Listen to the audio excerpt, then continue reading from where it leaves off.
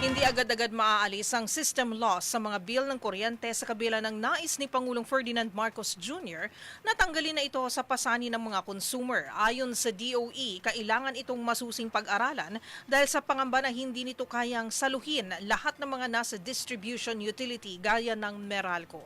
Ang buong detalye ihahatid ni Dustin Bayog. Malabo pa ang direkta ng walang babayarang system loss sa mga consumer sa gitna ng nais ni Pangulong Bongbong Marcos na alisin ito sa bawat Meralco bill. Ayon kay Dr. Rowena Guevara, Undersecretary ng Department of Energy o DOE, hindi ito agad-agad may bababa sa 0 peso pero maaaring masingil muna sa pinakamababang halaga. So ngayon, yung pagbaba ng systems loss, ang pwedeng style kasi dyan is magsiset si ERC ng cap. Sabi ko nga sa iyo kanina, pag lumagpas ka sa cap, sagot yan nung electric cooperative o nung distribution utility sa kanyang kita niya kukunin yun. So, habang binababa ng ERC ang systems loss, mas malaki yung magiging bayarin noong kooperatiba o noong distribution utility. Giit din ni Guevara na kailangan pambalansin ng nais ng Pangulo dahil pangamba nito na hindi na rin kumita ang mga distribution utility gaya ng Meralco kung sasalo nito ang buong system loss. Pero siyempre may paghahanda. Kasi kung mataas masyado yung systems loss niya, tapos bigla mo sinabi, hindi mo pwedeng i-charge yan sa consumer. Ngayon na, baka magsara yung cooperative natin o yung ating distribution utility. So, kailangan nating planuhin at plansahin talaga yan. At kailangan talaga may change sa batas natin. Una rito, nagtanong na rin ang Chief Executive Officer o CEO ng Meralco na si Manny Pangilinan kung ito ay tatanggalin ay sino magbabayad ng system loss na umabot sa bilyon-bilyong piso. Aniya masyadong malaki upang saluhin ito ng mga nasa electric power industry.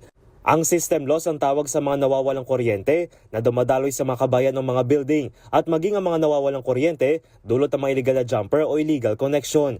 Katunayan ng system loss ay katumbas ng 5% sa kabuang halaga ng kuryente ng mga consumer na siyang mababawas kung tuluyan itong may papatupad. Sa payag naman ng Philippine Rural Electric Cooperative Association, bagaman suportado nila ang atas ng Pangulo, ay ginita dapat ito ay patas at hindi maging cost transfer para sa mga kooperatiba na saluhin na pagtanggal ng system loss. Git ito sa mga mambabatas, isama sa mga tax exemption mechanism ang makabila sa power value chain upang masiguro na lahat ay mabebenepisyuhan. Samantala kasabay ng utos ng Pangulo, marami ng mambabatas na naghain ng kani-kanilang panukala upang tanggalin ang system loss. Una rito si Senate President Win Gatchalian sa kanyang Senate Bill 2350 na naisalisin ang buong system loss sa babayarang bill ng kuryente ng mga consumer. Habang sa Senate Bill 2343 ni Senator J.V. Ercito, kabila sa nais nitong tanggalin ay ang buwis sa mga nasa electricity supply chain upang pababain ang kabuang halaga ng bill ng kuryente. Sa posisyon ng Kamara, ayon kay House Speaker Bogie D. III, ay prioridad nilang talakay ng mga panukala na nakatugos sa system loss bilang pagtalima sa nais ng Pangulo. Sinabi na rin ni House Committee on Ways and Means Chairman Miro Kimbo at Majority Leader Sandro Marcos na target ang Kamara aprobahan ang mga nakalinyang tax relief measures sa darating na taong 2027. Para sa MBC TV Network News, ito si Dustin Bayog ng DZRH TV. Una sa Pilipinas, una sa Pilipino.